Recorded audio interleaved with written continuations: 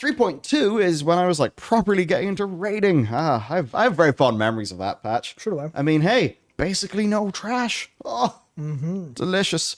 But also pretty insane lockouts. Anyhow, Phase 3, Call of the Crusade, is out and arriving on the 21st of June. We have got Titan Rune Dungeons. Look at this. Defense Protocol Beta. Embrace the challenge of Titan Rune Dungeons, where you'll take a new higher level difficulty in which creatures and bosses have a variety of dangerous new effects, as well as additional health and damage. Bosses killed with Defense Protocol Beta active award loot from the 10-player version of Ulduar. The final boss will also have a new currency, Sidereal Essence. Sidereal? Sidereal.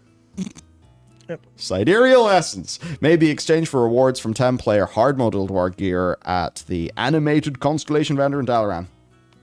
Pretty neat, actually. Indeed, yep. Yep, keeping those dungeons relevant. Of course, a bunch of the other stuff that you would expect from this.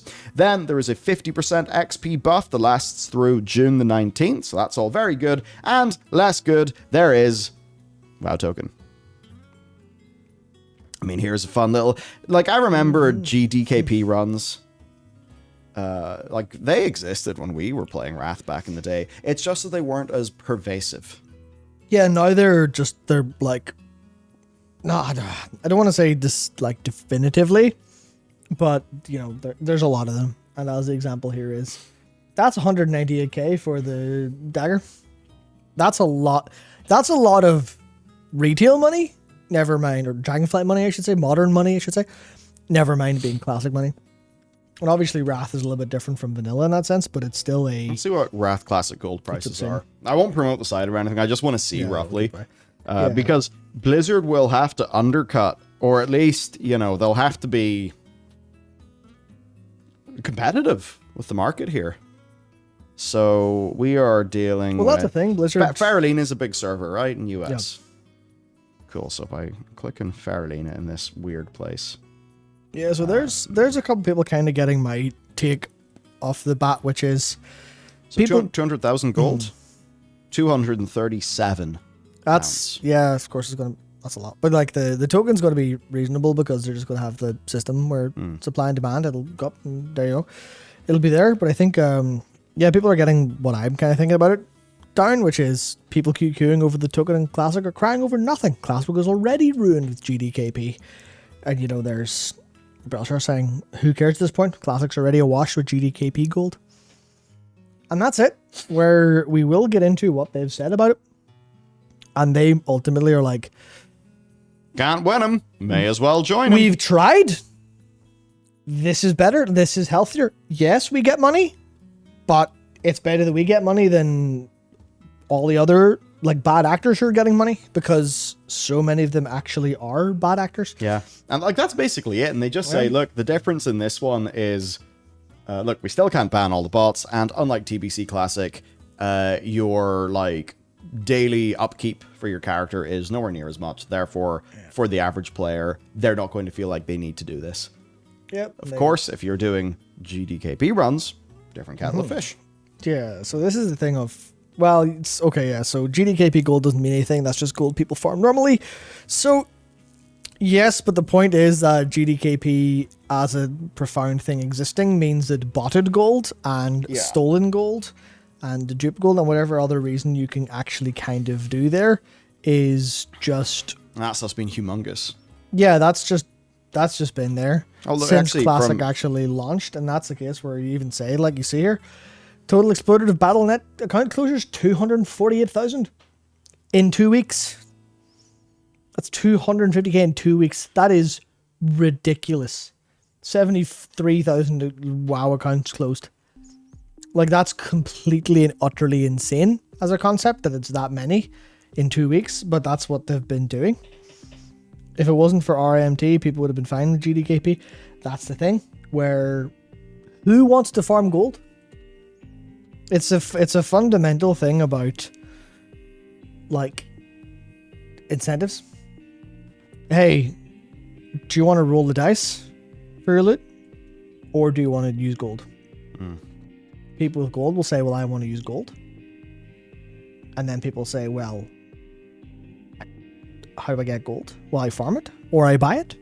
And then when GDKP is the culture And it has been because of how it's grown over the years. Because people don't like random chance. They want to win things. They want to get things. They want that progress. Then they'll just pay for it instead.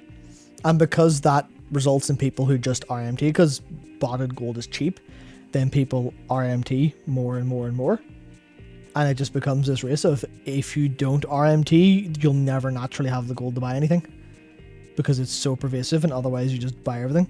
So I do keep in mind that GDKP is a group choice and it sucks, it's bad. Yeah, but the incentive is, would you rather join a GDKP group and get your loot, or would you rather join another one and use your lockout for a chance?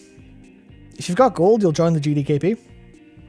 And then the snowball rolls of, I can get my stuff, okay, I'll go do that. That's ultimately like the kind of problem. The DK says it's such a bad situation. Blizzard's reasoning is accurate, but it looks bad from the perspective of bringing a token to the classic versions of the game, and that's why people are very upset, despite the logic ultimately being sound. It's like, yeah, they are between a rock and a hard place ultimately, and they've made the decision that I largely agree with, but there is a part of me just dies inside going, well, the dream's dead, isn't it? The players have decided what they're going to do. That's it. And that's a lot of cultural things, and I ultimately think it is a case of, this was a cultural problem that Blizzard were not able to nip in the bud. Yeah. Because they were not willing at the start of vanilla to say GDKP runs are not part of why we play this game. Which is frustrating because it was part of how the game was played, and it wasn't as big a deal, and also it lines up with the natural economy in vanilla pretty well. It's so much more pervasive now. It's more pervasive, bots are stronger, bots are better, Blizzard are better at fighting them off, but you just can't win against bots, as I think most video games have proven. You kind of just, unless you're doing it's all the impossible. level, like what Riot does. Yeah, that's ultimately, and even then, it's bad, it's bad. Yeah, it's not all legit gold. Yeah, it's a challenge. It's a challenge of, do you just pull the trigger, try to stop people from having all of the bad actors, I think is the problem. Because there's a whole thing where we released a video last year called World of Warcraft, Time is Money, or something to that effect, and that was the biggest amount of, I think, reasoning, or I think the most work I've ever put into a video, researching everything and speaking to people and trying to get things put together. But it was ultimately a thing of, it's called the irreversible corruption of WoW. The irreversible corruption of WoW, because time and money are interlinked in real life. So time and money were inevitably going to be interlinked in the video game. That's just what happened, and video games are supposed to go... Video games are supposed to be this sandbox that kept everyone away from that, and go, well, here's where you play. You don't spend money in Minecraft to have someone build things for you. You build things yourself because it's the walled garden of a video game. But World of Warcraft was too close to real life, too close to real incentives, too close to that primal need for progress, that primal need for, social supremacy and being able to peacock your items and stuff like that. And that ultimately just became that bleh. I actually ran a GDKP group for 50 weeks in Classic, says GoTech. I started with MC because I wanted my own Thunder Fury. Organizing a weekly 40-man run was so much work, so GDKP cut was the payment for my effort. And look at that. That makes sense. Yeah. If this was real life, if this wasn't a video game, you'd be like, well, of course you're getting a cut for your work. Of course. Sweat of your brow? Yeah, you're doing a load of organization stuff like that. I guess comparison would be... And I'm only thinking this because Combo Breakers this weekend. Combo Breakers this weekend. And that's a massive tournament. Obscene fighting tournament. Gigantic. There's the amount of commentators there for games alone is staggering. Never mind everything else they do. And that's a job for all those people. And they need paid for it. Or they're not going to do it because it's time and effort and stuff like that. And World of Warcraft was a big enough video game that it overlapped with real life. And ultimately, money got involved. And you can't take that back unless Blizzard shot everyone using real money, and they didn't have enough bullets. That's what it was. We got 2 super chats on it. Goose Comics is a great thread on a botter, or from a botter in r/classic WoW about how token will actually help him and other botters.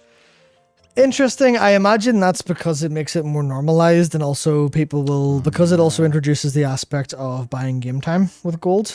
then it brings an entirely new wave of meaning to gold for certain players that keeps more of that monthly upkeep towards That'll be players. interesting. So I imagine there's a whole multifaceted thing there where, yeah, it's dire. If this was a year ago, I'd have raged, but I think I'm looking at it going, yeah, what do you want to do? Yeah, it's the almost culture's like wrong. we're so far up shit creek, the cultural problem's never going to be fixed. Yeah, that's I was a bit defeatist, but it's defeatist, but it is, well, this has already been planted. This game already exists. If this was a different situation where it was starting in, say if this was starting to become a thing in Dragonflight, where the culture wasn't there quite as much, you'd be like, nip in the bud. yes. If people started doing GDKPs and the devs supported that, I'd be screaming from the rooftops, please fucking kill this right away, because your game's going to go to the dogs more than it already is in a lot of those cases with boosting and stuff like that existing. Because obviously they did the whole thing, but boosting is still as prevalent as ever nearly. It's just they've done a good enough job hiding it from you, so it's not a problem for you, which is, good work. Yeah. Good work. But From Duke Doogie. This is the bit that kind of sting from Blizzard. I refused to play Dragonflight. I was going to give them a second chance. Next expansion, pretty much done after the WoW Tokening Classic. That's the thing from Blizzard's perspective. How many people will say that, but won't actually, not go back to the game? But I think the thing that's happened is, as they messed up World of Warcraft more and more and more over the years, the higher percentage of people who said that actually followed through. Yeah. And now we're at that stage with Dragonflight where it's the long crawl back rather that they would have to do something Legion-esque in sort of cool factor and scale to really just ram through people's worries.